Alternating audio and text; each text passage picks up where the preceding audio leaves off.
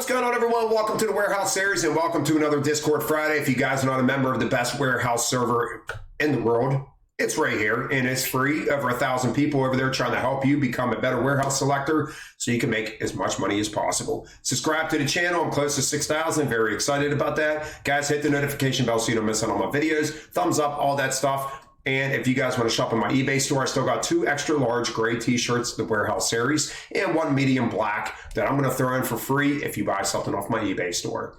Just message me on Discord and let me know that you purchased something so I know it's you, and I will throw that shirt in for you. 2 extra larges, 1 medium. All right, guys, something very important. Are you saving for your future? Now, I really wanted to touch on this, and at the time I screenshotted this, we had 113 votes. Guys, if you see I have close to 6,000 subscribers.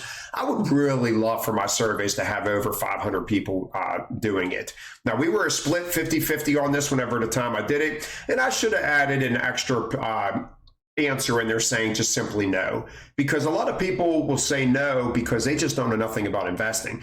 Me myself, I did not. I started in 1998 in the warehouse and I was allowed to invest in my 401k in 2001. I would have never done it if my union steward did not sit down and tell me, hey, I think you should do this. And after he went over it with me, I said, you know what, this sounds like a great idea. And over $200,000 later, I am very happy that I did that. Now, I did not get taught by my parents. My parents were not good investors. I'm going to say it straight up front, guys. I mean, a lot of people aren't. So with that being said, I want you to inquire about your company retirement plan, whether they have a 401k and how much do they match to. I'm a firm believer of investing up to what they match to. So if they have 5%, 6%, whatever it is, put 6%. So they say it's 6%. Put 6% of your paycheck in there so you get the company match. It's free money, guys. Roth IRA. So let's say you match up to 6%, but you want to invest more. To me, I just feel like you're going to get more potential with your money if you open up a Roth IRA. You could put anything into a Roth IRA and you could open up one of those pretty much anywhere. Now, a lot of people do brokerage accounts and they can be very sketchy because it allows you to go out and buy any single company that you want to. Guys, there is so much research that should go into buying a stock before you purchase it. You're buying into that company.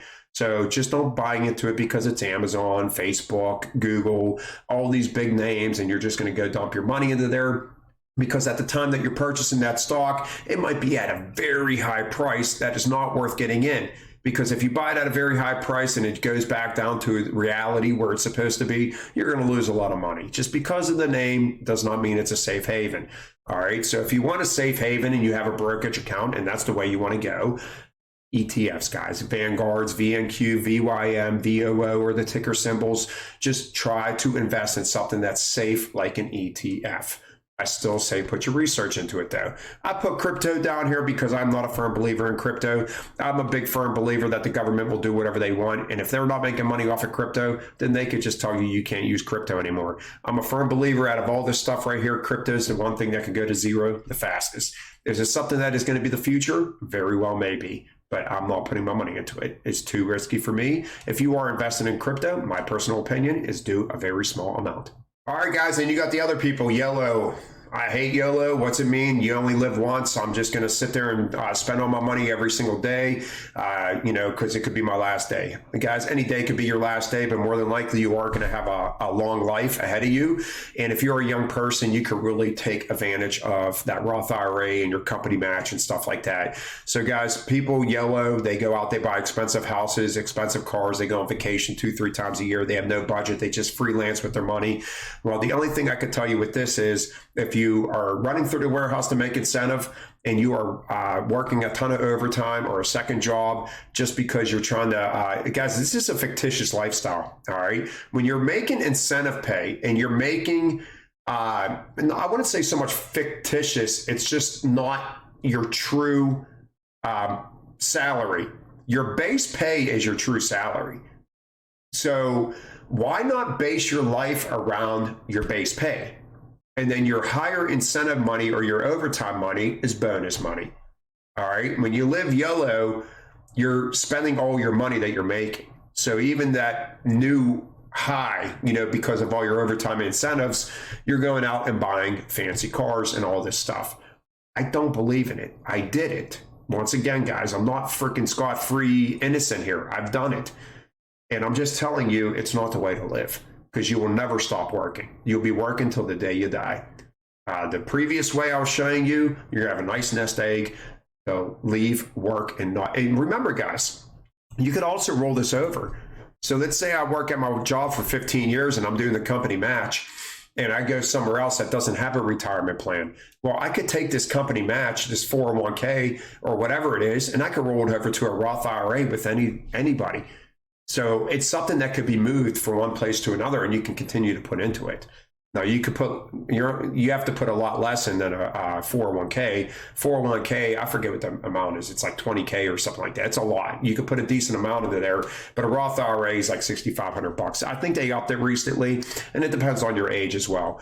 But guys, really pay attention to this. And if you're a young person, like my daughter is going to be 18 soon, and my son's 20, and on June, we're opening up a Roth IRA for both of them. They're both going to have a Roth IRA, and they're going to start contributing to that because they're graduating and they're going to have jobs and things of that nature. So I'm getting them involved early because it's something I did not have. And if I would have started at the age of 18, 19, 20, I can't even imagine where I would be right now, guys. I'm a little over 200,000 in my 401k, but hey, I'm telling you guys, I could have a ton more if I would have started when I was 18 and not 22 or whatever it was whenever I started it. So guys, it is something to very much look into.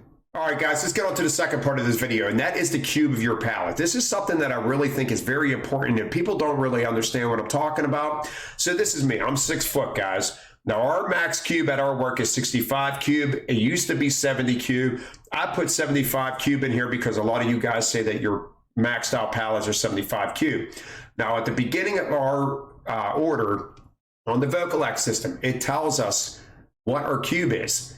And this is gauging how fast can I throw, and do I need to pay attention to how I'm building my pallet.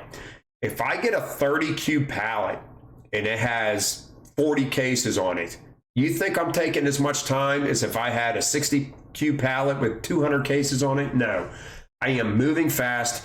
The smaller cube pallets are the ones I am flying through. And really the only basic knowledge that you want to keep in mind is keeping the perimeter of the pallet, keeping cases upright so you don't break stuff. But still, the stacking does not matter that much when it's a small pallet as it's a bigger pallet. So I just want you to keep this graph in mind as we look at the next couple pictures. So with the graph that I just showed, so this is probably about a 40 cube pallet. We probably have about, I don't know, 60, 70 cases on here. So let's say it does not tell you at the beginning of your headset or the beginning of your order how tall your cube is. Well, you could also distinguish your cube by the part of the warehouse you're going in. You start learning your aisles. So I'm just going to say this is 1 aisle. All right, we're going to 1 aisle, and from 1 to 3 is my order. From 1 aisle to 3 aisles my order, and I have 75 cases. All right, so I should know I'm going to have about a 40 cube pallet. Because if this was a 70 cube pallet, I would build this different. I would not put the peanut butter or the peanuts on the corner that do not have wrap on it, because that's not a sturdy corner. I'd have these in the middle. These big heavy cases right here, the part of the pallet, I cannot stand these cases running. I would have those big strong cases on the corner facing in. All right. I would do things a little differently if I knew I had a full pallet, but with a 40 cube pallet, this is perfect. We stay within the perimeter of the pallet. We're not crushing anything. There's no cases being jeopardized. You throw this as fast as you can so you can get those high percentages. If it was a taller pallet, I might take more time with my base. Now, similar cases. Let's say this is aisle 5 through 10. Just throwing a number out there, guys. Aisle 5 through 10, we got let's say 93 cases. I'm just throwing a number out. 93 cases, aisle 5 through 10. Well, I know in my part of the warehouse, I'm going to have a pretty tall pallet. All right. Like I said, guys, this is learning your warehouse. So if we go, this is probably about a good 65 plus 67 cube pallet. All right. This is a pretty good one. I want to also say, so with that being said, I just want to go over this pallet real quick because the person that asked me to put these on Discord Friday, and I want to say that you're doing a great job. All right, we got a nice solid base. You're staying within the perimeter of the pallet.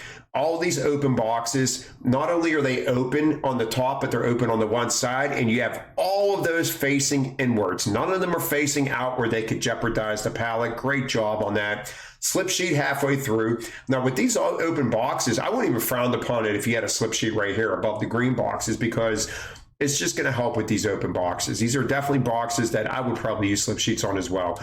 But I love how you have your big, tall cases pointing in towards the middle of the pallet. Skinny or small cases that look like they're also open boxes. You did a great job of tucking those in, keeping your big cases on the corners. So you did a great job of this and the other one. Now remember, the last one I showed you, I would do things differently if it was a tall pallet like this, but you did a great job. And but I want you guys to know the cube. All right, so let's say right here, that's about a 40 cube pallet. Let's say 40 cases, throw hard. Full pallet, you're gonna take some more time because you wanna make sure you have that solid base and you know you're gonna have a tall pallet. So start loading that cube. And let's get to the last picture today. This is a freezer pallet. This is a pretty darn tall pallet. Let's say this is 70 cube. We got probably 5, 10, 15, 20, 25, 30, 35, 40. Let's say we have 40 to 50 cases and we're in aisle 20 to 25. I know aisle 20 to 25 has bigger cases and I got 50 cases coming. So I know I'm going to have a tall pallet, but I could still throw faster at this because I know the cases are all going to be similar. Guys, it is so important to learn your warehouse. You hear me say it all the time. It is so important.